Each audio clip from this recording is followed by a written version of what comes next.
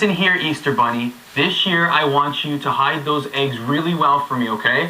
And I want, you know those Cadbury cream eggs? I love those. So if you can bring me extra Cadbury eggs and mini eggs, I would be really, really happy, Easter Bunny.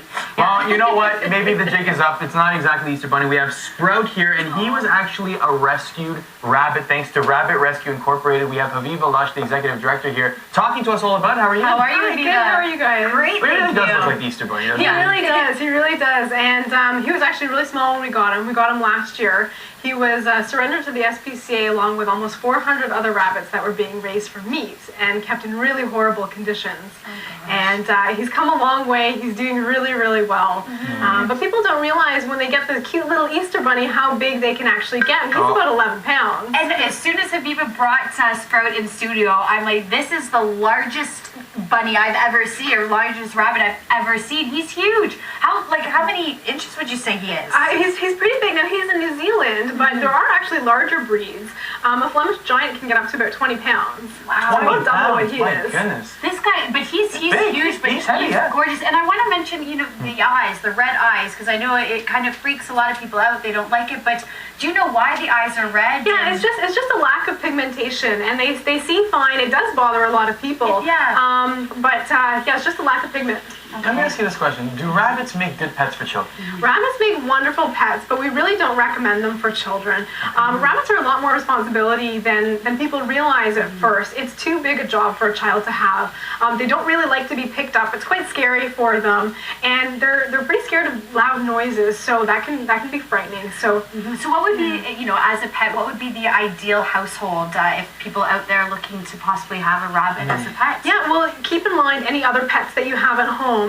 Some dogs and cats are okay with rabbits, but certain breeds are not. A quiet household is usually good. And then it's really important to do any bunny proofing because they do like to chew cords and wires. And so you sort of get down on their level and see what kind of trouble and mischief they can get into and move those things out of the way. So Haviva, in terms of rabbit rescue, tell us, I guess, the process in which you guys rescue rabbits and what happens on a daily basis. Well, we're a registered charity based here in Ontario, and we work with shelters all across the province.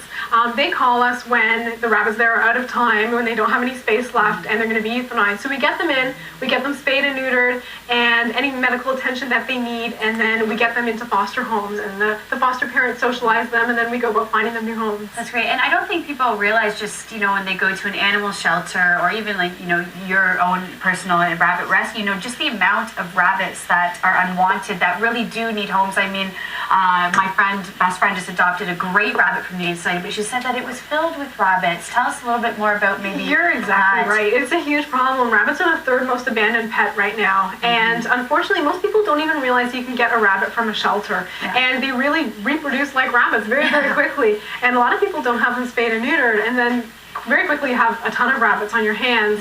And because they're quite often impulse purchases, people don't know what they're getting themselves into. So So talk about Sprout a little bit. Sprout is just an example of a rabbit that you guys rescued. Do you have the story on that? Yeah, he's the perfect example. Like I said, he came to us last March when 400 rabbits were surrendered to the Barrie SPCA.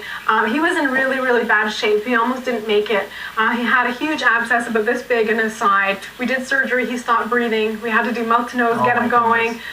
He was filled externally and internally with every kind of parasite you can imagine.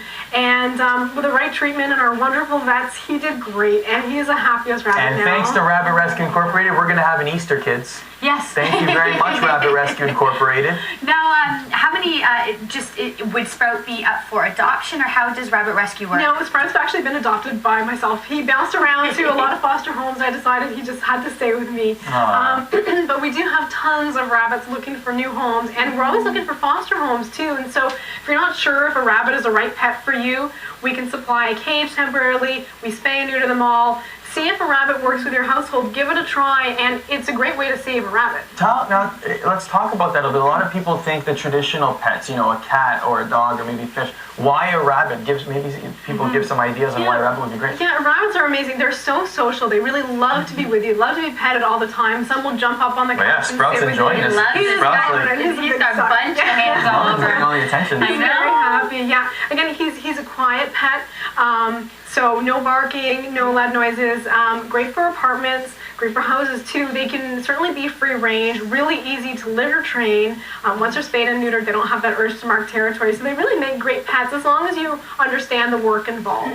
Now, of course, the All About Pet Show is happening this weekend, which we're really excited about, because all week we're featuring a different, of course, exhibitors or different organizations that will all part of All Pets Week here on Daytime. And we have some free passes to give away. So get that contest line up on the screen, 905-361-5120,